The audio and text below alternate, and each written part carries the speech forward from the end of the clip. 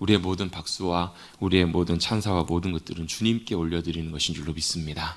주님께 감사함과 기쁨으로 늘 믿음으로 나아가셔서 주님을 기쁘시게 드리는 저와 여러분들이 모두가 되시기를 간절히 주님의 이름으로 축원합니다. 왜 그렇게 해야 되는가? 그 주님의 사랑이 참 크고 놀라우시기 때문에 그렇습니다.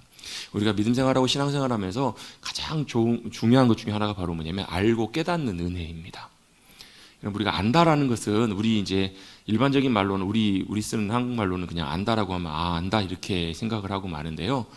그 성경에 쓰여진 히브리어에서 알다라는 말은 야다으라는 말을 사용을 합니다. 야다으라는 말은 그냥 우리가 머리로 지식으로만 그냥 아는 것만을 의미하는 것은 아닙니다.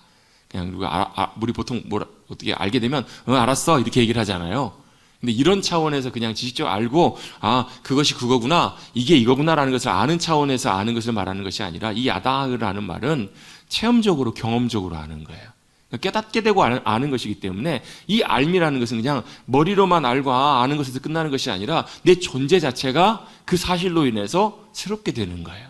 그러니까 내가 부모님의 사랑을 모르고 살다가 부모님의 사랑을 알게 됐어요. 깨닫게 되었어요. 그렇게 되면 어떻게 돼요?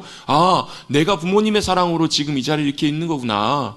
보이지 않는 부모님의 사랑이 나를 지금까지 붙잡아 주셨구나. 그 사랑이 참 크구나 놀랍구나. 그걸 알게 되면 어떻게 돼요? 깨닫게 되면 그냥 머리로만 야 엄마가 너 사랑해 알아 이게 아니고요. 그걸 알고 깨닫게 되면 내 존재가 반응해요. 내 존재가 반응해서 어떻게 해요? 그 사랑이 참 크고 놀랍구나. 나를 사랑하시는 그 엄마의 아빠의 사랑이 참 귀하구나. 그래서 누구에게요? 그 존재 나를 사랑하시는 그 엄마와 아빠의 존재에게 그 존재의 관계가 달라져요. 이게 성경에서 말씀하는 야다흐 알다라는 의미예요. 여러분 우리 믿음 생활할 때 신앙생활에 가시면서 하나님을 더 알 수 있게 되기를 주님의 이름으로 축원합니다.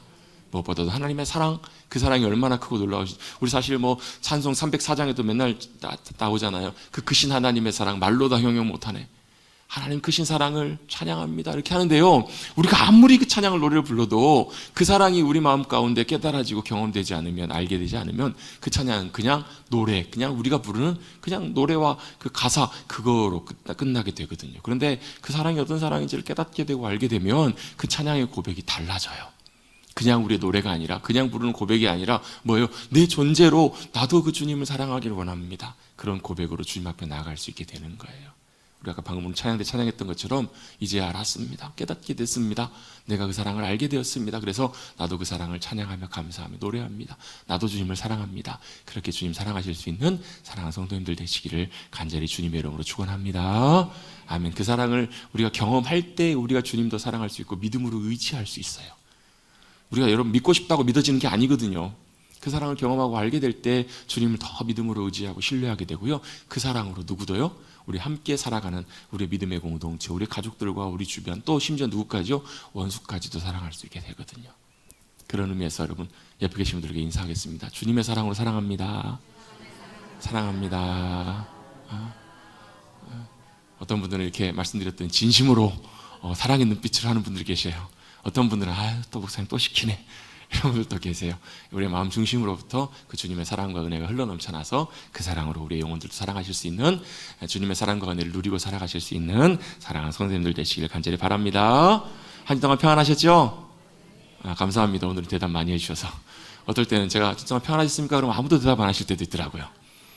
평안하게 지내신 분들도 계시고 또 평안치 않게 지내신 분들도 계셨을지라도 그래도 여러분 우리에게 주신 하나님의 크신 은혜 다시 한번 되돌아보고 잘 세워보셔서 주님이 우리를 붙들어 주심 역사하고 계심을 기억하시고 승리하시는 우리 모두가 되시기를 간절히 다시 한번 주님의 이름으로 축복합니다. 오늘은 10월을 마무리하는 마지막 주일이기도 하면서요, 항상 우리 교회에서는 10월 마지막 주의 주일을 종교개혁주일로 지키곤 합니다. 왜냐하면 10월 31일이 원래 마틴 루터가 1517년에 10월 31일 날 비텐베르크 성교회 문에다가 95개 교회 반박문을 붙이면서 종교개혁이 시작됐던 것을 기념해서 종교개혁주일로 지킵니다. 그래서 우리가 보통 우리 교회를 개신교라고 하잖아요. 개신교. 원래 개신교는 개혁교회의 줄임말입니다. 개혁교회. 개혁교회는 무슨 말이냐면 보통 그래서 모르는 분들은, 교회 안 다니시는 분들은 뭐 천주교에서 갈라져 나온 한 지류, 지파 정도로 생각하기에 쉬운데요. 사실 우리가 루터를 통해서, 깔뱅을 통해서 종교개혁을 시작하게 됐던 중요한 이유는 신앙과 모든 우리의 믿음이 말씀으로부터 빗나가 버린 것에서부터 다시금 어디로요? 말씀으로, 진리로 돌아가자 해서 그 개혁의 운동이 시작했던 것이 종교개혁이기 때문에, 사실 엄밀히 말하면 뭐 천주교, 뭐 개신교, 이걸 뭐 굳이 나누는 것보다 중요한 것은 우리가 과연 말씀으로 진리 가운데 되돌아가고 있고 회복되어 가고 있는가, 그런 교회라면 주님이 기뻐하시는 참된 교회가 되잖아요. 그래서 그것을 시작했던 날을 기념해서 우리 종교개혁주일로 사실 지키고 있습니다. 너무나 왜곡되고 빗나가버린 그런 신앙과 삶에서 이제는 다시금 말씀으로, 진리로 돌아가자라고 외치고 주장했던 그 시점이 바로 종교개혁의 시작이었던 거예요. 사실 당시는 성경이 우리 지금처럼 보는 것처럼 한글로 되어 있는 것도 아니고, 성경의 말씀을 우리가 쉽게 들을 수 있지도 않았어요. 성경이 대부분 라틴어 성경으로 되어 있었기 때문에 일반 보통 시민들은, 평민들은 성경의 말씀이 무슨 말인지 보지도 읽지도 못했어요. 그럼 아마 제가 여기, 저도 잘 못 읽지만, 사실 그 의미를 잘 모르지만 히브리어로 된 성경을 여러분이 갖다 드리고 읽으라고 하시면 아무도 모르실 거예요. 도대체 이게 글이야 뭐야, 이게 그림이야 뭐야. 약간 그 아랍어랑 비슷하게 생겼어요. 약간 히브리어가요. 헬라어로 갖다 놔도 잘 못 읽는 분들이 많으실 거예요. 그렇기 때문에 그 당시 사람들은 성경의 말씀을 사실 그냥 우연히 사제로부터 듣거나 이렇게 그런 기회 말고는 하나님의 말씀을 들을 기회가 없었어요. 그래서 누구 마음대로요? 사제들과 그 당시 신부들과 종교 지도자들 마음대로 사실은 자기의 욕심과 자기의 탐심을 따라서 자기가 원하는 목적대로 그것들을 마음대로 왜곡해서 뭐 심지어는 면죄부까지 판매하기도 하고요. 막 그런 일들을 그 당시에 벌이고 있었던 거예요. 그런데 그 와중에 누가요? 마틴 루터가 이것은 하나님의 말씀의 뜻이 아닙니다. 말씀의 진리의 길이 아닙니다. 다시 그곳으로 돌아가야 합니다. 라고 선언하고 선포했던 날이 바로 종교개혁입니다. 사실 그런데 이 종교개혁은 뭐 교회 전체적인, 사실 마틴 루터가 뭐 전 지구적으로, 전 우주, 전 유럽을 다 뒤집어 엎는 그 신앙을 다 개혁하고 회복하는 그런 의도로 원래 시작한 것이라기보다도요, 사실 이 종교개혁의 시작은 자기 자신에서부터 시작을 했어요. 자기 자신에서부터. 어떻게 시작이 됐는가? 자기 자신부터 신앙적인, 영적인 새로운 개혁과 새로운 변화의 은혜를 경험하면서부터 사실 이 개혁이 시작됐다라고 보면 더 옳은 거예요. 자신이 하나님의 말씀을 통해서 뭘 발견하게 됐냐면 구원의 은혜가 무엇인지를 발견하게 되었어요. 성경을 읽다가 구원의 은혜를 발견하게 됐어요. 여러분 많이 아마 루터의 이야기들은 아마 많이 들으셔서 아실 텐데, 원래 루터는 아버지의 명을 따라서 아버지가 원해서 원래 법률가가 되기를 원했어요. 법률가, 요즘으로 말하면 뭐 변호사와 같이 법률을 다루는 법률가로 공부를 해서 되기를 원했는데, 그가 청소년기를 시절을 보낼 때, 10대 시절을 보낼 때 공부를 하는 와중에 같이 지나가던 친한 친구와 같이 길을 가다가 뭐 이것도 이제 조금 이렇게 뭐 말이 좀 다르기도 하는데요. 옆에 친구가 벼락을 맞아서 죽어요. 같이 친했던 친구가 벼락을 맞아 죽는 그 친구의 죽음을 목격하면서 그가 뭐에 충격을 받게 되냐면 죽음이라는 것에 대해서 심각한 고민을 하게 되고 큰 충격을 받게 돼요. 내게 있어서 이 죽음이라는 것이 과연 무엇이고 이 죽음이 내게 얼마나 두렵고 무서운 것인지를 그가 깨닫게 되고, 그가 작정을 해서 뭘 하게 되냐면 수도사의 길을 접어들게 돼요. 진리의 길을 따라가기 위해서, 배워가기 위해서, 말씀을 더 배워가고 알아가기 위해서 그의 삶을 온전하게 헌신해서 수도사의 길을 걸어가게 돼요. 그리고 어떻게든지 구원을 받기 위해서 철저하게 금욕 생활을 하고 고행과 수행을 하는 그런 수도의 삶을 살게 됐어요. 그런데 그가 그렇게 노력하고 애를 써서 그렇게 의롭게 살고 구원을 받기 위해서 몸부림쳤지만 그때마다 돼요? 안 돼요? 안 되는 거예요. 그렇게 철저하게 몸부림쳤음에도 불구하고 그때마다 절망에 부딪히고 낙심을 해요. 안 되는 거예요. 뭐 여러분 뭐 유명한 일화들 있잖아요. 뭐 성당 계단을 막 무릎으로 다 걸어서 올라가고 고행을 하면서 무릎이 다 터지고, 고해성사, 그 당시에는 이제 사제에게 가서 자기 죄를 이렇게 아뢰고 용서를 받았잖아요. 성당에서도 지금도 그렇게 하지만 고해성사 얼마나 죄가 생각날 때마다 가가지고 신부님 하면서 고해성사를 하는 거예요. 신부님 뭐라 그래요? 그만 좀 하라. 그만해라. 너무 많이 오니까. 왜요? 철저하게 그가 죄가 생각날 때마다 그의 생각으로, 마음으로 자기 속에 있는 모든 죄가 드러날 때마다 그 문제를 해결하기 위해서 몸부림치는 삶을 마틴 루터가 살았던 거예요. 그런데 그가 로마서 말씀을 읽다가 뭘 깨닫게 되냐면, 그렇구나. 내가 의롭게 한다고, 내가 의롭게 살려고 노력한다고 내 의가 하나님 앞에서 의롭게 되는 것이 아니라 주님의 의가 내 안에 함께해 주셔야 내가 의롭게 되는구나라는 사실을 깨닫게 돼요. 마틴 루터의 고백에 보면요, 로마서 1장 17절, 우리 성수교독에도 보면 종교개혁 주일에 중간에 나오거든요. 로마서 1장 16절 17절 말씀이 나오는데요, 하나님의 은혜가 모든 사람으로부터 다 나와가지고 우리에게 놀라운 은혜가 됐다고. 그러면서 이런 표현이 나와요. 복음에는 17절에 보면 복음에는 하나님의 의가 나타나서라는 표현이 나와요. 믿음에서 믿음으로 이르게 하나니라는 표현이 나오는데, 이 하나님의 의를, 이 로마서의 복음의 진리를 마틴 루터가 깨닫기 전에는 어떻게 그가 이렇게 이해를 했냐면, 하나님의 의가 뭐냐면 하나님 말 그대로 의의 의, 하나님의 의로우심이에요. 그 당시까지만 해도 마틴 루터가 어떻게 배웠냐면, 하나님 앞에서 의롭게 살아야 구원받을 수 있다, 이렇게 배워왔기 때문에 그렇게 살려고 몸부림치면서 애를 썼던 거예요.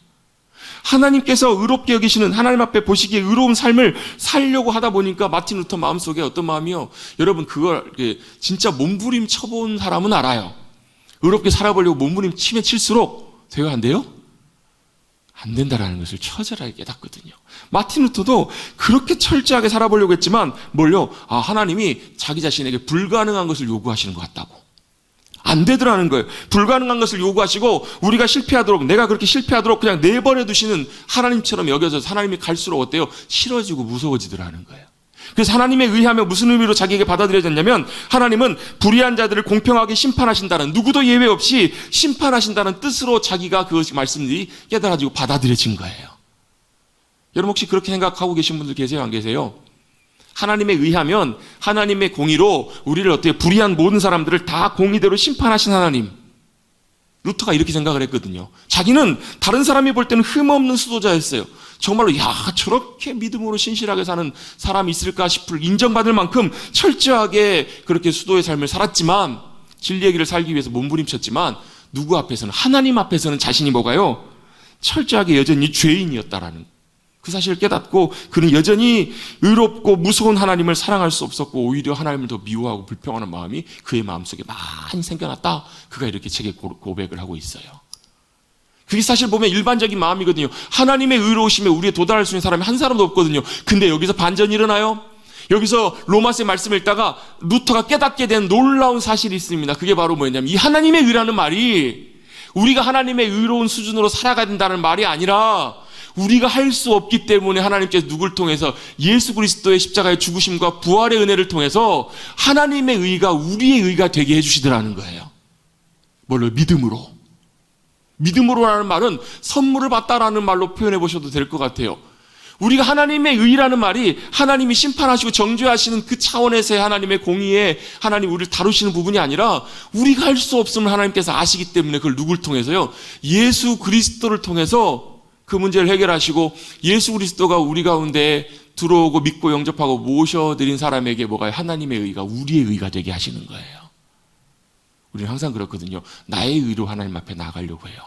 나의 의로 하나님 앞에 서보면, 여러분 아무리 우리가 잘하려고 해도 하나님 앞에서 내세울 수 있는 것이 있어요, 없어요? 없어요. 안 된다고요. 근데 누가요? 하나님께서 정말 감사하게 하나님의 의를 저와 여러분에게 선물로 주셨어요. 그 의가 누구에게? 예수 그리스도 안에 있는 의, 예수 그리스도를 통한 의. 제가 그래서 이거를 설명할 때 종종 이 이야기를 종종 설명을 드리기도 해요. 제가 어렸을 때 불렀던 노래 중에서 이런 노래가 있어요. 아시는지 모르겠어요. 이슬비 내리는 이른 아침에 우산 셋이 나란히 걸어갑니다. 빨간 우산, 파란 우산, 찢어진 우산. 찢어진 우산은 예외. 찢어진 우산은 좀 빼놓고요. 빨간 우산, 파란 우산, 노란 우산, 막 비가 오니까 우산을 쓰고 가요. 근데 우산을 쓰고 갈 때요, 위에서 보면, 바라보면 뭐만 보이냐면 우산만 보여요. 우산 밑에 어떤 사람이 우산 쓰고 가고 있는지, 어떤 모습인지, 그 사람이 뭐 위에 옷을 입었는지 안 입었는지 보여요, 안 보여요? 안 보여요. 뭐만 보여요? 우산만 보인다고요. 이게 복음하고 무슨 상관인가? 우리가 예수 그리스도를 믿고 예수 그리스도가 우리 안에 계시고 우리가 예수님 안에 거하면 예수님이 우리의 마치 뭐처럼요, 우산이 되어주신다라는 거예요. 그래서 하늘에서 보실 때 뭐만 보여요?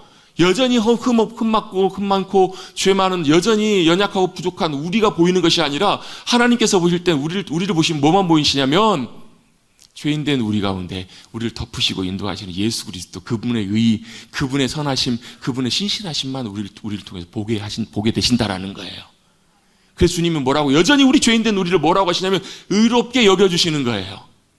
이게 뭐예요? 이게 믿음인 거예요. 루터가 이걸 깨달아요. 아, 이게 믿음이구나. 믿음은 내가 의롭게 살려고 몸부림친다고 되는 것이 아니라 하나님이 나의 의가 되심을 믿고 예수 그리스도를 나의 의로 모시고 의지하고 영접하는 것, 고백하는 것, 그게 바로 믿음이고 나의 의가 되는구나라는 것을 마틴 루터가 깨닫게 돼요. 그래서 이게 이래서 나온 말이 이신칭의예요. 믿음으로 내가 의롭게 된다. 내가 의로워서가 아니라 하나님이 나의 의가 되시기 때문에 내가 뭐가 되는 거예요? 의로운 존재로 인정받게 된 거예요. 할렐루야.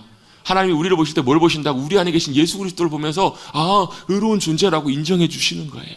왜? 예수님이 우리의 모든 죄와 허물과 모든 것들을 다 짊어지시고 감당하시고 그 문제를 해결하셨기 때문에 그래요. 그래서 마틴 루터가 그런 얘기를 합니다.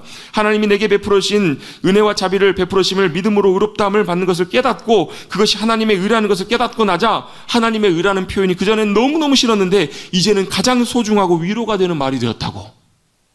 여러분, 하나님의 의가 저와 여러분 우리 자신의 의가 되시게 되기를 주님의 이름으로 축복합니다.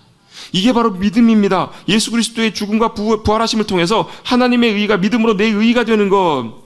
내가 의롭게 산다고 의로워지는 것이 아니라 예수 그리스도의 의가 나에게 선물로 지어지는 것. 그래서 여러분, 성경에 보면 그런 표현이 나와요. 예수 그리스도로 옷 입고 우리의 옷을 벗어버리고 예수 그리스도로 옷 입고 살아가는 것. 그것이 바로 우리 믿음으로 말미암는 의라는 거예요.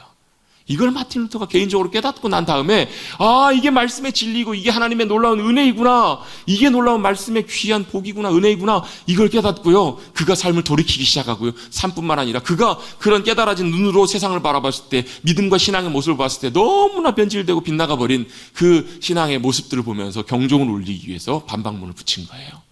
이건 하나님의 진리가 아니다.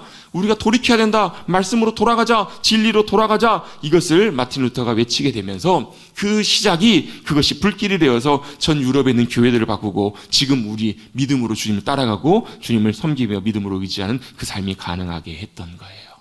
그런데 여러분, 여기서 한 가지 중요한 것이 507년 전에 1517년도에 이제 마틴 루터가 10월 30일 날 종교개혁을 시작했다고 보는데요. 500여 년이 지난 지금에도 여전히 마찬가지로 이 종교개혁은 필요해요.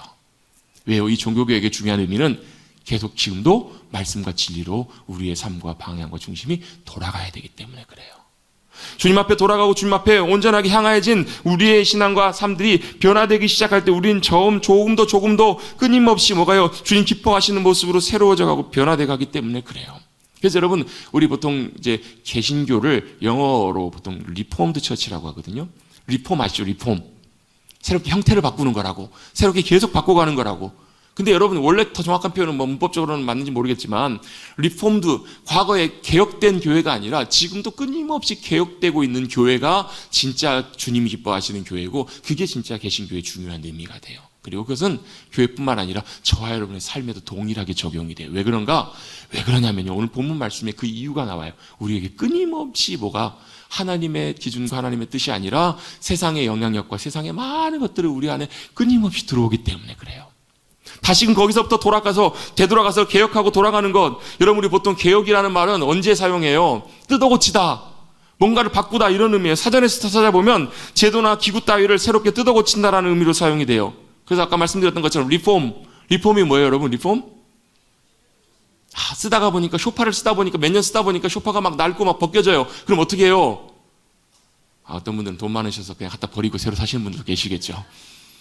근데 막 쇼파가 너무 정들었어. 너무 편하고 좋아요. 그럼 어떻게 해요? 가죽만 싹 바꿔내고 다시 새롭게 깨끗하게 새 것으로 바꾸는 것. 아니면 혹여나 사용하다가 불편하거나 잘 안 되는 것들이 있다면 어때요? 다시 고쳐서 다시 원래대로 돌이키는 것, 정상적으로 작동을 할 수 있도록 바꾸는 것, 그걸 뭐라고 하냐면 개혁이라고 합니다. 그래서 한자어로 개혁이란 말도 가죽을 벗기다, 가죽을 바꾸는 거예요. 과거에는 가죽으로 옷을 지어 입었을 때 무슨 가죽 옷을 지어 입느냐에 따라 사람의 신분이 달라졌다고 해요. 낮은 신분에 살고 있던 사람들이 자신의 옷을 벗고 새로운 좋은 신분의 옷을 입으면 자신의 신분이 달라진 것처럼 그렇게 바꾸다라는 의미도 포함되어 있다고 해요. 가죽을 벗기는 거예요. 벗겨내고 새롭게 다시금 바꾸는 것을 의미해요.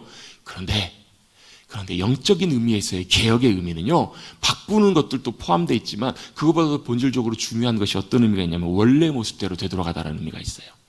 원래 원형의 모습대로 되돌아가는 거예요. 원래 자리로 있어야 될 곳으로 돌아가고 회복되어 가는 것, 그것이 진정한 의미에서의 개혁이에요. 그 자리가 어딘데요? 말씀이 말씀하시는 그 자리에. 하나님의 말씀이 우리에게 보여주시고 말씀하시는 그 자리로 돌아가는 것이 필요해요. 왜 그것이 필요한가? 오늘 본문 말씀에도요, 사도 바울이 2절에 보면 뭐라고 말씀하시냐면 너희가 변화를 받아라 라고 말씀하세요. 변화를 입으라, 변화하라 라고 말씀하고 계세요. 왜 그런가? 그 말씀이 1절과 2절에 그 말씀의 의미들이 나와요. 오늘 본문 1절과 2절 말씀, 로마서 11장 1절 2절 말씀은 굉장히 중요한 말씀 중에 하나입니다. 그러므로라는 말씀으로 오늘 본문을 시작하게 되는데요, 그러므로라는 말은 주로 언제 사용하나요? 말을 앞에 다 해놓고 그리고 나서 결론적으로 그것을 정리해서 그러므로 이런 것들이 중요합니다, 이렇게 해야 합니다라고 정리할 때 표현해요.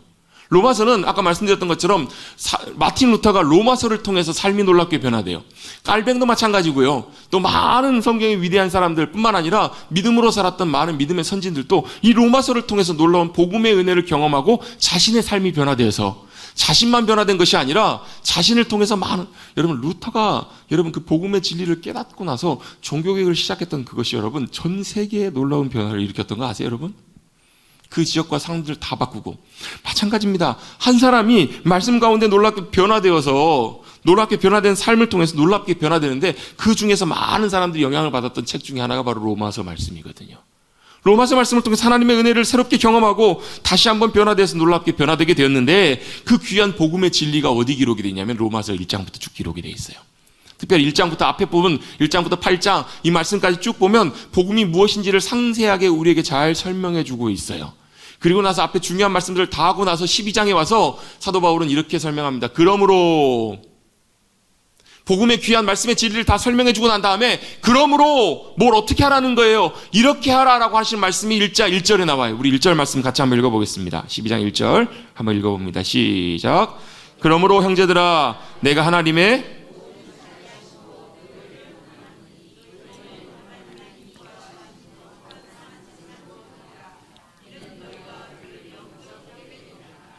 아멘. 그러므로 형제들아 부르고 있어요. 형제들은 누구냐면 원래 목적했던 편지의 목적자였던 로마 교회 성도도 형제들을 말해요. 그런데 지금을 살아가는 우리들에게도 동일하게 사도 바울이 우리에게 권면해요. 성령님을 통해서 형제들이요.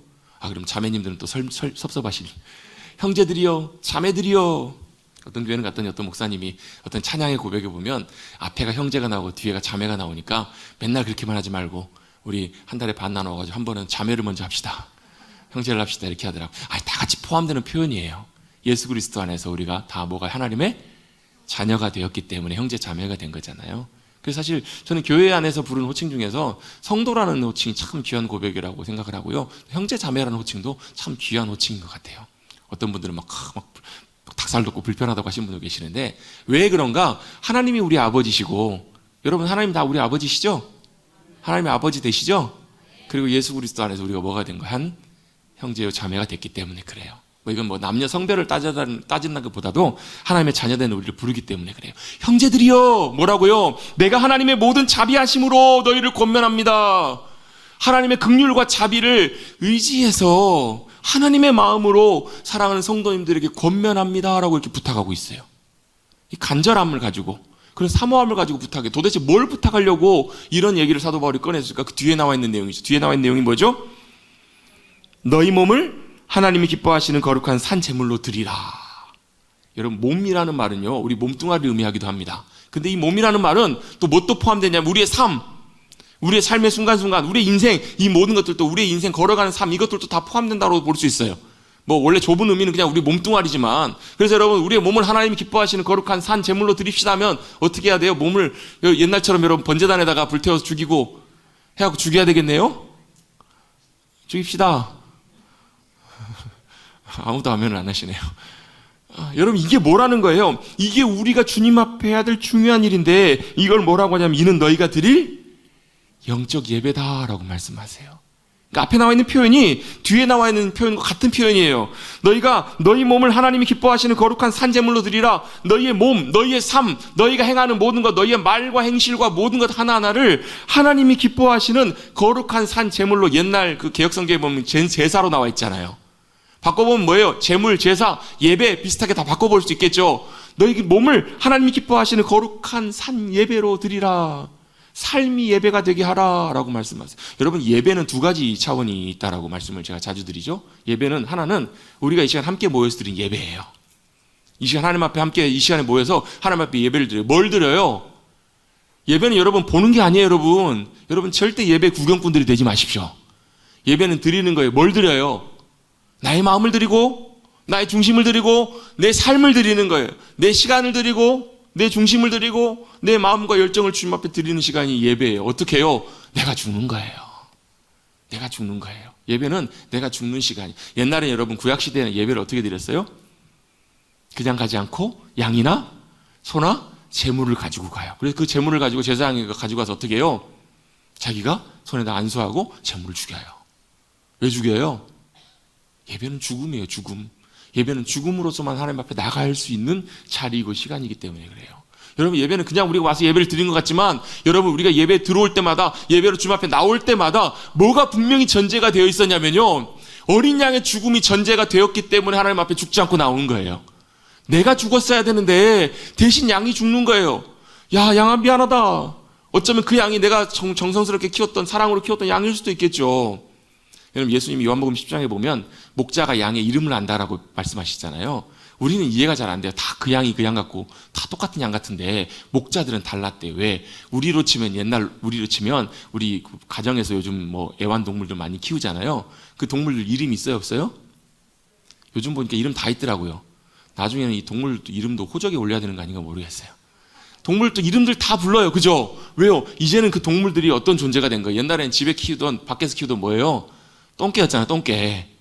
집에서 키우던 막 키우던 개들이었잖아요. 근데 지금 그 개가 어떻게 해요? 존재가 많이 달라져가지고 정말 가족처럼 그렇게 많이 지내게 돼요. 그 당시에 목자들이 양을 대할 때 그렇게 됐다는 거예요.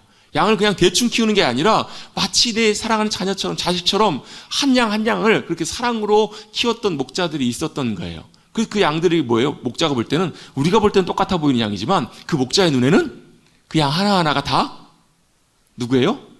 개똥이는 아니겠네요. 양을 보면서 양 이름 다 하나하나 붙여줘서 그렇게 양을 불렀다는 거예요. 그렇게 귀한 양, 그렇게 사랑으로 키우는 양을 어떻게 하는 거예요? 예배를 드리고 갈 때, 제사를 지내고 갈 때 그 양을 끌고 가는 거예요. 그래 어떻게 해요? 자기 눈앞에서 그 양이 죽는 것을 보는 거예요. 누구 때문에? 나 때문에, 우리의 죄 때문에 죽는 걸 보는 거예요. 누군가는 죄 때문에 죽어야 되는데 내가 하나님 앞에 나갈 때 내가 죽으면 안 되잖아요. 예배 시간마다 여러분 우리도 똑같이 어린 양 잡는 것처럼 잡을까요? 그러려면 여러분 1년 예배 드리려면 최소한 목숨 몇 개는 있어야 돼요? 50개 이상은 있어야 된다고요. 그래서 어떻게 해요? 주님이 어떻게 해요? 어린 양을 대신 죽음으로, 어린 양의 피와 죽음의 생명으로, 죽음으로 주님 앞에 나갈 수 있도록 주님께서 예배기를, 은혜의 길을 열어주신 거잖아요. 그렇게 하나님 앞에 나와라. 지금은 어떻게 해요? 양을 드리지 않아요. 지금은 누가요? 어린 양이 대신 예수 그리스도께서 우리를 위해서 영원한 속죄의 제사를 지내주셨기 때문에 여러분 우리가 예배를 드려 나올 때마다 우리는 누구 때문에요? 예수님의 그 십자가의 죽으심 때문에, 예수님의 어린 양 되셔서 죽으신 그 은혜를 힘입어서 주님 앞에 나오는 거예요. 여러분 그 찬양 아시죠? 보혈을 지나 하나님 품으로, 보혈을 지나 아버지 품으로 한 걸음씩 나아갑니다. 보혈을 지난다는 말이 무슨 말이냐면 예수님의 죽으심이 있었기 때문에 우리가 하나님 앞에 감사함과 담대함으로 나갈 수 있게 된 거예요. 우리가 하나님 앞에 어떻게 나가요? 여러분 태양 앞으로 가실 수 있어요, 없어요? 태양 가까이 가면 다 녹아버립니다. 없어져 버립니다. 빛을 볼 수가 없어요. 우리 하나님 앞에 나갈 수 없는 그런 존재였지만 예수님이 죽으심으로 주님 앞에 나갈 수 있게 된 거예요. 그래서 우리는 이 예배 시간에 몰려 예수님의 나를 위해 죽어주심과 그 사랑과 은혜에 감사해서 주님 앞에 나가서 뭐라는 거예요? 나도 똑같이 예수님처럼 예수님께 나를 드리는 거예요. 나를 어떻게 드려요? 나의 자기의 죽음, 내 자존심이 죽고 내 마음이 죽고 내 생각이 죽고 나를 주님 앞에 잡아서 드리는 그 시간이 바로 뭐냐면 예배의 시간이에요. 여러분 예배를 드리십시다. 어떻게 해요? 나를 주님 앞에 드림으로, 나의 마음과 중심을 주님 앞에 드림으로, 나의 고백을 주님 앞에 드림으로 주님 앞에 예배 드리는, 이 예배가 예배의 첫 번째 모습이라면 예배 두 번째 양상은 뭐냐면 우리 예배는 이 시간에 예배 드리는 것만 끝나지 않아요. 제가 자주 강조하고 있는 것처럼 우리의 진짜 예배는 언제부터요? 예배실 이 본당을 나가는 순간부터 우리의 뭐가 시작이 되냐면 삶의 예배가 시작이 된다고요. 우리의 삶이 어떻게 해요? 주님이 기뻐하시는 귀한 예배로 주님이 받으시기를 주님이 원하신다고. 우리의 삶의 말과 행동과 모든 것들이 주님 앞에 드려지는 예배가 되기를 원한다고. 이게 뭐라고? 이것이 영적 예배라고요. 이 영적 예배라는 말이 원래 로고스라는 말, 영적이라는 말이 로고스라는 말의 단어에서 파생된 말인데요. 여러분 성경 가지신 분 중에서 어떤 분들은 밑에 보면 설명이 나와 있는 분 있어요. 숫자가 써져 가지고 밑에가 합당한이라고 써 있는 성경 갖고 계신 분 계세요? 있는 것도 있고 없는 것도 있을 거야 아마. 합당한이란 표현이 되어 있어요. 이 말을 바꿔보면 이는 너희가 드릴 합당한 예배다라고 이렇게 바꿔볼 수 있다라는 말이에요. 합당하다는 말이 무슨 말이에요? 하나님이 받으실 만한, 하나님께 적합한, 하나님이 원하시는 하나님의 말씀대로 그대로 드려지는 그런 예배라는 거예요. 뭐가요? 그게 주님이 받기를 원하시는 예배. 이것이 바로 너희가 드릴 하나님 앞에, 너희 몸을 하나님 앞에 주님이 기뻐하시는 거룩한 산제사로 드리라는 이 말씀의 의미라는 거예요. 여러분, 예배로 주님 앞에 저와 여러분이 삶을 드리시는 우리 모두가 되시기를 주님 여러분 축복합니다. 예배 시간뿐만 아니라 우리의 삶이 주님이 기뻐하시는, 주님이 기뻐하시려면 어떻게 해요? 적합한, 합당한, 뭐에 적합하뇨? 하나님의 말씀에 합당한, 적합한 그런 우리의 삶의 예배로 드리는 것을 주님이 원하신다라는 거예요. 사도 바울이 너희가 그런 예배를 드리기를 원한다. 너희가 그런 예배로 주님 앞에 나가라. 그렇게 강조하고 있어요. 여러분이 1절과 2절에 공통적으로 나오는 표현이 있어요? 1절과 2절에 둘 다 나오는 표현이 있는데 어떤 표현인지 여러분 한번 찾아보시겠어요? 1절과 2절에 공이 똑같이 나와요. 1절에도 나오고 2절에도 나오는. 시간 관계상 제가 답을 말씀드립니다. 기뻐하시는 이라는 표현이에요. 기뻐하시는, 주님이 기뻐하시는 예배, 주님이 기뻐하신다라는 말이 뭐냐면 영어 성경에 보면 이게 acceptable이라고 나와 있어요. 주님 받으실 만한, 주님이 마음에 드시는, 기뻐하시는 그런 제사, 그런 예배, 그런 삶을 주님이 받기를 원하신다는 말이에요. 간단하게 한마디로 줄여보면 간단하게 쉽게 너희가 권면한, 사도 바울이 권면하는 게 뭐냐면 너희의 삶과 너희 모든 것을 하나님이 기뻐하시는 대로 드리라는 거예요. 하나님이 기뻐하신 삶을 살아라는 거예요. 여러분, 하나님의 기쁨이 되십시다. 하나님의 기쁨 되기를 원하세요? 여러분, 뭐 하나님의 기쁨 되나 마나 뭐 별로 관심 없는 분들은 뭐 그게 뭔 상관이야 싶은데요. 달라요. 우리가 하나님의 기쁨이 되면요, 하나님이 우리를 보실 때 우리가 하나님의 큰 기쁨이 되면 하나님이 기뻐하시는 것에서 그치는 것이 아니라 하나님이 기뻐하시기 때문에 어떻게 하시는가? 하나님이 우리와 함께 하시고 우리를 통해서 역사하시고 우리를 통해서 하나님의 놀라운 것들을 우리 가운데 부으신다는 거예요. 아이들을 키워보니까요, 아이들이 엄마 아빠를 기쁘게 하면, 아이들이 엄마 아빠의 기쁨이 되면요, 뭐가요? 엄마 아빠의 지갑이 열리고요, 엄마 아빠의 마음이 열리고요, 달라지더라고요. 그러면 극단적인 예를 한번 들어볼게요. 아이가 예를 들면 학교에 시험을 봤는데 100점을 맞았어요. 엄마 나 100점 맞았어. 400점 만점에 100점이 아니고 100점 만점에 100점. 100점을 맞았어요. 그럼 아빠 마음이 어때요? 엄마 마음이 어때요? 그냥 들어가다가도 괜히 가다가, 요즘은 옛날처럼 뭐 시장에 가가지고 통닭 사갖고 들어가시는 시대가 아니니까 배달 시키는 거, 뭘 시키는 거예요? 야, 오늘 저녁엔 치킨이다. 애들이 좋아하는 요즘 뭐 마라탕 시켜주고 사주게 돼요. 왜 그렇죠? 엄마 아빠의 기쁨이 되면 엄마 아빠가 그 아이들을 보면서 기뻐할 뿐만 아니라 뭘요? 엄마 아빠가 해줄 수 있는 것들을 다 해줄까? 여러분, 그 마음이 여러분 엄마의 마음이고 아빠의 마음이신 것처럼 누구의 마음이요? 하나님 아버지의 마음도 그러시지 않겠냐는 거예요. 여러분, 하나님의 기쁨으로 살아가시게 되기를 간절히 바랍니다. 하나님이 우리를 보시면서 기뻐하실 때 하나님께서 여러분 뭐 우리가 원하는 것, 바라는 것, 그것보다 넘치도록 주님께서 부으시지 않으시겠냐는 거예요. 그러한 삶으로 주님 앞에 드리기를 사도 바울은 우리에게 권면하고 있어요. 그런데 그 삶을 살기 위해서 2절에 사도 바울은 크게 한 3가지 정도를 우리에게 말씀해 주고 있어요. 야, 형제들아, 내가 하나님의 자비하심으로 너희를 권하노니 너희 몸을 하나님이 기뻐하시는 거룩한 산제물로, 너희의 삶과 너희의 예배와 모든 것들이 하나님이 기뻐하시는, 주님이 받으시는 귀한 것들로 드려지기를 원한다. 그렇게 하기 위해서 2절에 이렇게 말씀합니다. 2절 말씀 같이 다시 한번 읽어보겠습니다. 시작. 너희는 이 세대를 본받지 말고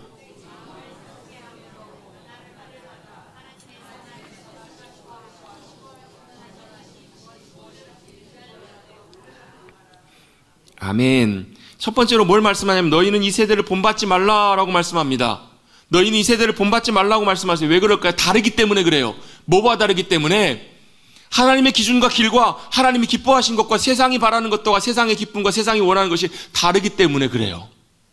근데 우리는 어떻게 살아요? 우리는 많은 경우에 나도 모르게 우리에게 많은 경우에 세대를 본받고 살아가는 모습들이 참 많아요. 왜? 우리가 태어나 살아가는 곳이 우리 세상이기 때문에 그래요. 요즘 여러분 세상에도 보면 많은 유행들이 있잖아요. 이 세대를 본받지 말라는 말은 세상의 어떤 많은 영향력들, 뭐 세상의 유행이기도 하고요, 세상에 좋아하는 것이기도 하고요, 세상의 가치관이기도 하고요, 세상의 기준이기도 해요. 세상에 많은 것들, 이런 것들이 있는데 이걸 본받지 말라라고 말씀하세요. 왜? 이건 하나님의 기쁨과는 상관없는 거기 때문에 그래요. 다르기 때문에 그래요. 이것에 자꾸 영향을 받는 걸 주님께서 원치 않으세요. 여러분, 우리는 어렸을 때부터, 태어나면서부터 많은 것들을 배우고 보고 영향을 받아요. 여러분, 그 아이를 보면 그 가정의 분위기가 어떤지를 알아요. 왜? 가정의 영향력을 많이 받았기 때문에 그래요. 또 그 아이가 만나는 친구들, 또 그가 지나왔던 그 인생의 걸음들을 보면 그가 이런 것들에 많은 영향을 받았겠구나라는 것을 우리는 알 수 있어요. 그의 행동과 태도와 삶을 통해서요. 모습을 통해서요. 그런데 주님이 정말 원하시는 것은 이 세대를 본받고 살아가는 것이 아니라 뭘로요? 주님의 말씀의 길대로 주님의 말씀을 따라가는 삶을 살아가도록 주님은 우리를 부르고 계시는 거예요. 왜? 거기에 주님의 기쁨이 있기 때문에, 거기에 주님이 원하시고 기뻐하신 것들이 있기 때문에 그래요. 그럼 어떤 분이 그런 얘기를 하시더라고요. 아이들이 생각보다 굉장히 어린 나이에 자신의 가치관과 자신의 생각과 이것들이 세팅이 되어버린다고, 갖춰진다고요. 옛날 같았으면 뭐 지금과 훨씬 다르지만 요즘은 조그만 할 때부터 여러분 핸드폰을 보고 뭐 영상을 보고 많은 것들을 봐요. 그러면 별것 아닌 것처럼 보이지만 그게 여러분 아이들의 생각과 가치관과 기준 속에 많은 영향을 미치고 들어와요. 그래서 여러분 많은 경우에 초등학교 저학년, 어쩌면 더 어릴 수도 있어요. 초등학교 저학년 딱 지나고 나면 그때부터는 다른 것들을 바꾸지를 못해요. 그게 이미 굳어 있어서, 자리 잡고 있어서. 여러분 이게 말씀으로, 하나님의 기준으로, 하나님 나라의 귀한 가치관으로 잘 세팅이 되어 있으면 상관이 없는데, 이게 안 되어 있으면 아이들이 교회는 앉아있지만 심지어는 여러분 조금 나이 먹고 사춘기 지나고 나면요, 그 어렸을 때는 엄마가 교회 가라 하면 교회 갔어요. 근데 조금 지나고 나면 말 안 들어요. 안 가요. 왜요? 이미 세상의 많은 영향력, 세상을 본받고 살아가는 세상의 많은 것들이, 가치관들이 아이의 생각과 가치관 속에 들어와 있기 때문에 그래요. 그래서 여러분 생각보다 변하지 않아요. 그게 굉장히 변화되는 것이 쉽지 않다는 거예요. 조금 이따 나누겠지만 두 번째가 뭐냐면, 너희는 마음을 새롭게 하여 변화를 받아라는 말씀이 나오는데요, 변화가 필요한 이유가 이거예요. 왜? 우리가 세상 가운데 세상의 기준과 가치관대로 살아갈 때 주님과 함께 살아가며 주님의 은혜와 복을 누리고 살아가는 삶이 불가능하기 때문에 그래요. 세상과 똑같이 살아갈 때 우리의 삶은 다 똑같이 살아가요. 중요한 것은 우리가 그것을 세상을 본받지 않고 뭘로 돌아와야 돼요? 하나님의 말씀의 기준으로 돌이켜야 돼요. 하나님이 기뻐하시고 비추신 그 삶으로 돌이켜지고 그것들이 보여지고 그 안으로 돌아와야 되기 때문에 그래요. 여러분 세상을, 이 세대를 본받지 않고 여러분 마음에 새롭게 함으로 변화를 받아서 주님의 기준으로 돌아오실 수 있는 저와 여러분 되시기를 주님의 이름으로 축복합니다. 뭐 하는 거예요? 하나님의 기준과 기준 잣대대로 대보는 거예요. 자로 대보는 거예요. 얼마 전에 저도 뭘 설치를 하는데요, 설치해 주신 분이 와가지고 계속 뭘 들여다보고 있냐면 수평계를 놓고 들여다보고 있어요. 그걸 놓고 계속 맞춰요. 왜요? 그 수평대대로 정확하게 맞춰져야 이게 수평이 맞고 흔들리지 않기 때문에, 이상이 없기 때문에 그래요. 성경의 표현대로 보면 다림줄이라는 표현이 나와요. 다림줄. 지금은 다림줄을 잘 쓰진 않아요. 우리 눈으로 보면 괜찮은 것 같은데 다림줄을 딱, 요즘은 보면 다 그런 것도, 옛날에 뭐 먹줄 이런 거 썼는데 요즘은 레이저로 다 하더라고요. 보니까요. 레이저로 쫙 맞추면 이게 수평인지 아닌지가 바로 한눈에 쫙 보여요. 이게 뭐예요? 이게 이 레이저 기준기, 이 조준기가 뭐냐면 하나님의 말씀의 기준이에요. 하나님 나라의 기준이고, 이 기준에 맞는가 틀린가 이걸 확인해보고 맞춰봐야 되는, 이걸 확인하고 깨닫고 돌이키는 것이 뭐냐면 우리의 마음을 새롭게 하는 거고 변화의 시작이에요. 근데 이걸 하기 위해서는요, 이게 보여야 돼요. 이 하나님의 기준이 뭔가, 하나님이 옳다고 하시는 것이 무엇인가, 이게 보이고 이게 들려지고 깨달아져야 뭐에 대한 마음이 생기냐면, 이게 아니구나, 돌이켜야 되는구나, 변화돼야 되는구나, 이걸 안다고요. 왜요? 우리 안에 생각보다 많은 경우에 세상의 가치관과 세상의 영향력, 세상을 닮아가는, 세상을 따라가는 것들이 많이 본받고 살아가는 것들이 너무 많기 때문에 그래요. 어렸을 때부터요, 예를 들면 돈에 대한 가치관이 성경적으로 세워지지 않는 그런 아이들은요, 자라서도 기준이 뭐냐면 돈이에요. 돈이 제일 중요한 기준이에요. 심지어는 어때요? 막 심각한 뭐 살인이나 이런 것들 일어나는 것들도 보면요, 사람 목숨보다 뭐가 더 중요해요? 돈이 더 중요해요. 돈의 가치관이 이미 세팅되고 자리 잡고 있었기 때문에 그래요.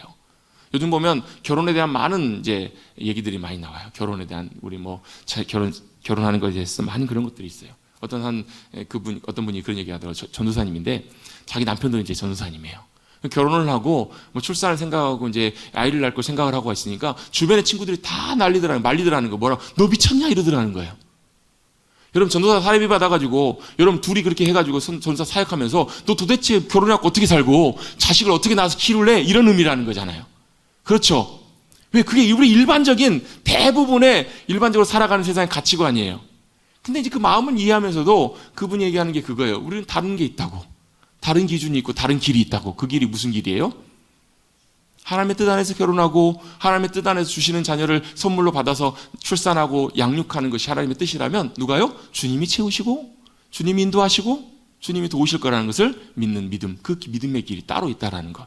그 얘기를 하더라고요. 그 얘기를 하면 제가 그 얘기를 들으면서 무슨 생각이 들었냐면, 우리는 생각보다 많은 그리스도인들, 생각보다 많은 그리스도인 청년들, 젊은 세대들에서도 뭐가요? 세상의 가치관과 세상에 본받는 것들, 세상에 많은 영향력들이 안에 많이 들어와 있어요. 여러분, 여기에서부터 하나님의 기준과 가치관으로 변화되고 바꿔가는 그 순간부터 하나님의 역사하심과 도우심과 인도하심을 경험하게 되는 거예요. 그래서 너희는 이 세대를 본받지 말라고 말씀하세요. 그 생각을 본받지 말고 따라가지 말고 뭐 하라고요? 기준과 잣대를 분명하게 발견해서 찾아서 거기에 맞추라는 거예요. 그게 무슨 표현인가? 두 번째입니다. 오직 마음을 새롭게 함으로 변화를 받으라는 거예요. 여러분, 마음을 새롭게 하기 위해서는 중요한 게 있어요. 그게 보여야 돼요. 여러분, 하나님의 기준과 길과 뜻과 의도가 보이실 수 있게 되기를 주님의 이름으로 축복합니다. 그게 여러분, 하나님을 만나는 놀라운 은혜 안에 포함되어 있는 놀라운 사실이에요. 주님을 만날 때 그런 일들이 벌어져요. 주님을 만날 때 그게 보이기 시작해요. 아, 이게 빗나간 거구나. 이게 문제구나. 이게 자구나. 이걸 분명히 알게 돼요. 조치를 하게 돼요. 아니, 전혀 이상이 없었는데 병원에 갔더니 뭘요? 검사를 해보고 초음파를 검사를 해보고 찍어봤더니 몸 안에 이상이 있는 거예요. 건강에 문제가 있대요. 발견했으니까 망정이지. 발견 못했으면 어떻게 되는 거예요? 나중에 증상이 발현돼서 증상이 나타날 때는 이미 늦은 경우도 참 많잖아요. 여러분, 하나님의 말씀의 기준과 잣대로 비춰봐야 우리가 뭐가 문제인지가 보여요. 아, 이걸 돌이켜야 되는구나. 이걸 버려야 되는구나. 이걸 제거하고 바꿔야 되는구나. 이게 보이기 시작하는 거예요. 어제 오후에 사무실에 전사님 있다 갑자기 제 방으로 오더니, 목사님, 전기가 안 들어와요. 그러는 거예요. 왜요? 다른 데 다 들어오는데 봤더니 사무실에 있는 콘센트 연결되어 있는 거기로만 전기가 안 들어오는 거예요. 그래서 왜 그런가 봤더니 차단기에 가봤더니 차단기가, 누전 차단기가 떨어져 있어요. 내려가 있어요. 다시 올리는데 계속 떨어져요. 그래서 전사님, 그러면 빨리 가서 사무실에 콘센트에 연결되어 있는 모든 그 전기 플러그 다 뽑아보라고. 다 뽑아봤는데도 여전히 떨어져요. 심각한 거예요. 뭐가 심각하냐면 사무실에 일단 복사기가 연결되어 있어요. 주보를 복사를 해야 돼요. 또 냉장고도 연결되어 있고요. 컴퓨터도 연결되어 있고 컴퓨터 인터넷 공유기도 거기 연결되어 있어요. 이게 막 뭐 주일 앞두고 이렇게 생기니까 또 영 마음이 복잡한 거예요. 아니, 다 뽑았는데 차단기가 계속 떨어지는 것은 차단기가 문제가 있든지 그렇지 않을까 싶어가지고 또 안전관리 하시는 분한테 전화를 드렸는데 통화 중이에요 또. 그래가지고 이거 어떻게 하나. 그래서 머릿속에 주일날 복사기 쓰려고 아니면 뭐 쓰려고 다른 데서 어디 전기를 연결해갖고 써야 되나 막 그걸 고민하고 있었어요. 근데 이제 그러다가 제가 다른 일 때문에 뭐 이제 기도할 일에서 잠깐 기도하고 눈을 딱 떴는데 갑자기 뭐가 딱 보이는 거예요. 뭐가 보였냐면 사무실 바로 옆에 바로 이쪽 편에 저희 이제 싱크대랑 이런 것도 있는데 싱크대가 딱 보이는데 그게 뭐가 딱 보이는 거예요. 뭐가 보였을까요? 거기 이제 콘센트가 밑에 이제 그 멀티탭이 있었는데 거기 가서 봤더니 그 연결되어 있는 그 저희 방 거기도 전기가 떨어져 있는 거예요. 봤더니 밑에가 싱크대 밑에가 물이 좀 흘렀나 봐요. 물이 흘러가지고 콘센트 쪽으로 이제 멀티탭 쪽으로 물이 살짝 배어들어서 누전이 거기서 일어나는 것 같은 생각이 드는 거예요. 그래서 제가 어떻게 했을까요? 그 콘센트를 그 플러그를 그 멀티탭을 플러그를 딱 꽂고 딱 올려봤더니 이게 안 올라가야 재밌는데 딱 올렸더니 어떻게 돼요? 다시 영상으로 딱 올라가는 거예요. 한편으로는 참 다행이다, 감사하다. 이 문제가 그 원인이 됐던 것이 해결되고 나니까 다시 정상으로 다 돌아오더라는 거예요. 제가 그걸 보면서 그렇구나. 우리의 믿음의 삶도, 우리의 영적인 모습들도, 우리의 인생의 것들도 그 사소한 문제, 여러 가지 생기는 문제 가운데 그 문제의 원인과 그 문제의 이유와 기준이 무엇인지를 우리가 잘 알고 그 문제를 해결해 가기 시작하고 바꿔가기 시작하고 버릴 것 버리고 돌이키기 시작하면 이런 은혜가, 이런 일들이 일어나겠구나라는 것을 제가 다시 한번 생각하게 됐어요. 설교 준비하다가요. 우리의 마음을 새롭게 함으로 변화를 받는다라는 말은 뭘 의미하는 거냐면 내 기준이 옳은 것이 아니라 하나님의 기준이 옳습니다라고 동의하는 것에서부터 우리의 마음이 새롭게 되기 시작해요. 하나님의 말씀이 옳습니다. 하나님의 기준이 옳습니다. 거기에 맞춰보고 비춰봤더니 빗나간 것들이 있어요. 잘못된 것들이 있어요. 잘못 의지하고 붙드는 것들이 있어요. 내가 아무리 했어도 안 되는 것들이 있었어요. 근데 그것이 내가 새롭게 함으로 변화를 받아서 내 삶이 주님의 기준으로 맞춰가기 시작할 때, 그걸 주님의 뜻대로 붙들기 시작할 때 그 은혜를 경험하게 되더라는 거예요. 어떤 분들은 그게 손해라고 생각하시는 분들 계세요. 아니, 내가 내 뜻대로가 아니라 하나님의 기준으로 맞춰가는 것이 손해이고 불편한 거 아니야? 불합리하고 족쇄 같은 것이 아니야? 라고 생각하는 그런 분들도 계세요. 그런데 실제로는 아니에요. 마틴 루터가 그 은혜를 경험했고요. 믿음의 사람들이, 많은 사람들이 경험을 했어요. 하나님의 말씀으로 내가 돌이켜지고 그 기준에 맞춰질 때 놀라운 주님의 은혜가 함께 하신 걸 경험해요. 이건 대부분 경우에 보면 주님을 만나는 은혜를 경험할 때 이런 역사를 경험해요. 주님 만나셔야 돼요. 주님 만나게 될 때 우리의 믿음의 눈이 열리고요. 보여져야 될 것들이 보이고 들려져야 될 것들이 들려지기 시작해요. 여러분, 그저께 그 국민 배우 일용음이라고 불리는 우리 김수미 배우가 갑작스럽게 세상을 떠났어요. 저도 사실 그 뉴스를 보면서 진짜야? 안 믿어지더라고요. 놀랬기도 했고, 또 많은 분들도 아마 저도 어렸을 때 전원일기 봤던 세대거든요. 전원일기에서 일용엄니 할머니 분장하고, 그때 몰랐는데 그때가 김수미 씨가 30대셨더라고요. 보니까 30대 할머니 분장하고 나와가지고 저는 할머니신 줄 알았어요. 근데 마치 여러분 우리 마음속에는 그냥 한 엄마처럼, 따뜻한 엄마처럼 그렇게 느껴졌던 분인데 갑작스럽게 세상을 떠나게 되면서 많은 분들이 애도하고 슬퍼하고 있어요. 근데 뭐 제가 몇 년 전에 이제 그 영상을 봤던 기억이 나는데요. 이제 김수미 이제 이분이 집사님이시더라고요. 성도님이신데 간증을 한 게 있어요. 간증을 한 게 있는데, 본인은 원래 이제 할아버지 때부터 이제 모태신앙, 여기 군산에서, 군산 출신이시잖아요. 군산에서 벌써 한 100여 년 전에 군산의 신흥교회라고 하는 그 교회를 그 할아버지가 이제 세우실 만큼 믿음의 가정에서 모태신앙을 태어나셨대요. 어렸을 때는 교회를 다니다가 학창 시절에 중고등학교 시절을 지나면서 이제 주님과 점점 멀어지기 시작해가지고 교회를 안 다니고 이제 한참 멀어져서 신앙과 상관없이 사셨다는 거예요. 근데 이제 20대 때 이제 배우로 데뷔를 해가지고 배우로 굉장히 유명해지면서 또 많은 나름대로 이제 인정도 받고 성공도 하면서 많은 여러 가지 여유들이 생겼겠죠. 근데 다른 사람이 볼 때는 참 많이 성공하고 돈도 많이 벌었겠다고, 참 많이 좋겠다고, 인정받고 좋겠다고 많은 사람들이 그러는데 자기 속은 그렇지가 않은 거예요. 자기 속은 극심한 우울증과 공황장애로 많이 시달리고 그걸 해결하기 위해서 뭘요? 술을 많이 그렇게 의지를 하셨다는 거예요. 술을 끊어보려고 그렇게 애를 쓰고 노력했는데 안 돼요. 마음이 그렇게 어려우니까 남편도 그렇게 미워 보이고 용서가 안 되고 너무너무 괴로운 그런 인생의 시간들을 지내다가 몇 년 전에 한 10여 년, 10년 조금 안 되는 시기에 우연찮게 어떤 기회로 인해서 주님을 놀랍게 만나고 경험하는 은혜를 경험하게 되셨다는 거예요. 그 이전에도 누가 이제 십자가 선물해주면 십자가 보면서 이랬다는, 하나님 저 갔다 올게요. 갔다 와서 하나님 어떻게 잘 지내셨죠? 이게 뭐 하는 거예요? 마치 그냥 종교생활 하는 것처럼 그렇게 해오셨대요. 근데 그 김수미 집사님이 인격적으로 주님을 만나고 나서 자신의 삶이 완전히 새롭게 변화됐다는 거예요. 그 이전까지는 하늘을 봐도 잿빛처럼 보이고 그의 인생의 모든 것들이 너무너무 괴롭고 고통스러웠는데 말할 수 없는 그런 고통과 아픔 속에 살았는데, 뭐 술 문제도 마찬가지고 기도하고 주님의 은혜를 구하는데 어느 순간에 갑작스럽게 술이 끊어져서 술에 입을 대는 순간에 술이 입에 대기도 싫어질 만큼, 그래서 완전히 술도 다 끊고 놀랍게 변화된 삶을 살았다는 거예요. 남편도 다시 달리 보이기 시작하고, 그러면서 그가 교회를 처음 갔을 때 불렀던 찬양을 소개를 하세요. 아, 하나님의 은혜로 이 쓸데없는 자 왜 구속하여 주는지 난 알 수 없도다. 이 은혜를 그분이 경험하고 와서 삶에 완전히 변화를 경험하는 은혜를 경험했다고. 그래서 그 사랑과 은혜로 그러면서 했던 고백이 그걸 진작에 알았더라면, 내가 진작에 그 주님을 더 빨리 만나고 경험하고 알았더라면, 이런 이제 후회 어린, 그래도 감사하지만 진작에 주님을 더 알았더라면 참 좋았겠다, 이런 간증과 고백을 하는 것을 들어본 적이 있어요. 이게 뭐예요? 이게 주님 만나는 놀라운 삶 가운데 놀라운 은혜로 변화된 삶의 놀라운 열매이고 결과가 아니겠냐는 거예요. 여러분, 우리의 마음이 새롭게 되셔서 변화를 받으시는 저와 여러분 되시기를 주님 여러분 축복합니다.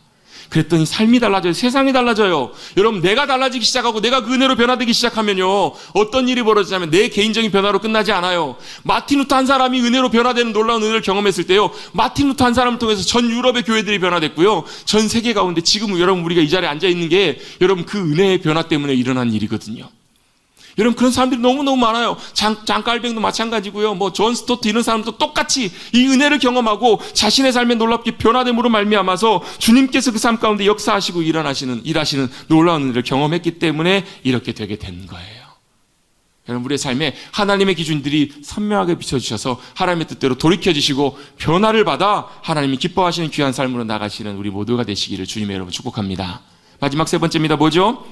하나님의 선하시고 기뻐하시고 온전하신 뜻이 무엇인지를 분별하도록 하라. 여러분, 우리의 삶에 진정한 변화들이 일어나기 시작하면요, 내가 기뻐하고 원하는 것보다 하나님의 선하시고 기뻐하시는 것이 무엇인지를 찾아지게 돼요. 그게 분별되고 보여지기 시작해요. 하나님의 온전하신 뜻이 무엇인지를 알게 돼요. 그렇게 믿음으로 주님 앞에 의지하고 고백하고 나아갈 때 여러분, 우리의 삶에 주님께서 주시는 얼마나 큰 은혜와 복이 풍성하게 임하는지 우리는 다 알 수 없다라는 거예요. 여러분, 종교개혁주의를 지내면서 신앙의 개혁은 어디서부터 시작하는가? 저를 따라 같이 한번 고백해 보시겠습니다. 하나님이 옳으십니다. 하나님이 옳으십니다라는 고백과 인정에서부터 시작하는 거예요. 하나님이 옳으시기 때문에 난 틀렸어요. 내가 틀렸다면 옳으신 하나님께 맞춰야 되겠다 결단하는 것이 바로 개혁과 변화의 시작입니다. 진짜 몸부림쳐도 안 되기 때문에 뭐가 주님의 은혜와 도우심이 필요하다고요. 여러분, 나 의지하고 있으면 내가 해보려고 하면 절대 안 돼요. 베드로 처절하게 실패하잖아요. 그래서 사도 바울이 뭐라고 고백해요? 사도 바울이 나는 안 돼요. 나는 약합니다. 약하나 내가 약할 때 오히려 나의 은혜가, 주님의 은혜가 나를 나대게 하십니다. 나의 강함으로 역사하십니다. 그렇게 믿음으로 고백하잖아요. 여러분, 우리가 철저하게 주님 앞에서 우리의 연약함을 고백하고 하나님이 오르십니다라는 것을 믿음으로 의지하여서 이 세대를 본받지 말고 마음을 새롭게 하심으로 변화를 받으시는 저와 여러분 되시기를 주님의 이름으로 축복합니다. 어떤 변화요? 주님의 은혜가 우리 가운데 역사하셔서 우리의 삶을 바꾸시는 변화, 그 은혜가 우리의 삶에 얼마나 놀랍게 역사하시는지, 그 은혜가 하나님의 얼마나 큰 사랑을 우리에게 부어주시는지를 놀랍게 깨닫게 되어서 복음의 은혜 가운데 놀랍게 변화됨으로 우리의 삶이 주님이 기뻐 받으시는 귀한 예배, 주님이 원하시는 주님께 합당한 그런 영적 예배로 드려지시는 저와 여러분의 복된 삶이 되시기를 주님의 이름으로 축원합니다. 그렇게 삶이 새롭게 되고 변화될 때 놀랍게 주님이 우리의 생명이 되어주세요. 우리의 힘과 능력과 소망이 되어주세요. 주님과 동행하는 귀한 삶이 되어질 줄로 믿습니다. 그리고 주님의 기쁨으로 살아가시는 저와 여러분 되시기를 다시 한번 주님의 여러분 축복합니다. 우리 제목만 한번 읽어보고 기도하겠습니다. 오늘 말씀의 제목 한번 같이 한번 읽어봅니다. 시작. 본받지 말고. 아멘. 내용을 다 뺐습니다. 중요한 내용만, 동사만 썼습니다. 이 세대를 본받지 말고 마음을 새롭게 함으로 변화를 받아 하나님이 선하시고 기뻐하시고 온전하신 뜻이 무엇인지를 잘 분별하여서 하나님의 기쁨으로 살아가시기를 다시 한번 주님의 이름으로 축복합니다. 하나님 감사합니다. 오늘도 주님을 예배하는 귀한 시간 자리 인도하여 주시면 감사를 드립니다. 주님의 은혜로 힘입어 이 자리에 나와 있음을 잊지 않게 하여 주시고 그 주님의 은혜가 얼마나 크고 놀라우신지를 크게 깨닫고 경험하는 우리 모두가 되게 하여 주시옵소서. 그래서 우리의 삶을 주님이 기뻐하시는 거룩한 산제사로, 주님이 기뻐 받으시는 영적 예배로, 주님께 합당한 말씀이 합당한 귀한 예배로 드려져서 주님이 기뻐하시고 주님이 참으로 원하시는 그런 삶으로 주님과 동행하는 승리하는 우리 모두가 되게 하여 주시옵소서. 이 세상의 영향력들로부터 우리를 분리시키고 세상을 본받지 아니하고 우리의 마음을 새롭게 함으로 변화를 받아 하나님이 기뻐하신 뜻과 원하시는 그 길들을 잘 걸어갈 수 있도록 붙잡아 주시고 함께하여 주시옵소서. 감사드리며 예수의 이름으로 기도드리옵나이다. 아멘.